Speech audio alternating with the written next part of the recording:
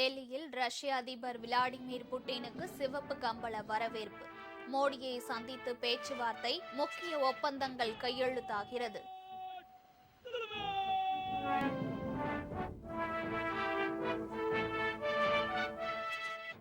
திருப்பரங்குன்றத்தில் தீபம் ஏற்றாமல் நீதிமன்றத்தை அவமதித்ததாக வழக்கு. தமிழக அரசு உச்சநீதிமன்றத்தில் மேல்முறையீடு செய்திருப்பதால் விசாரணையை 9ஆம் தேதிக்கு ஒத்திவைத்தது உயர்நீதிமன்ற மதுரை கிளை.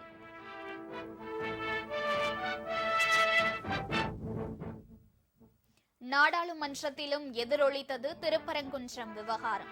உயர்நீதிமன்ற நீதிபதி குறித்த திமுகவின் குற்றச்சாட்டுக்கு அமைச்சர் எல் முருகன் கண்டனம். திமுக எம்பிக்கள் வெளிநடப்பு.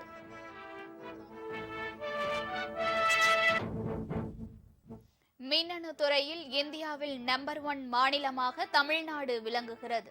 தொழிற்சாலை திறப்பு விழாவில் மு.க. ஸ்டாலின் பெருமிதம்.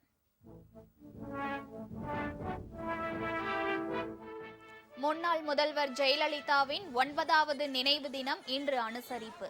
அதிமுக ஆட்சி மலர அயராது பாடுபடுவோம் என உறுதிமொழி.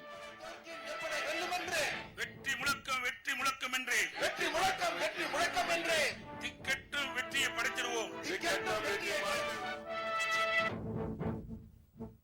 வங்கிகளுக்கான ரெப்போ வட்டி விகிதம் 5.50% 5.25% குறைந்தது. வீடு, வாகன கடன்களுக்கு வட்டி குறையும்.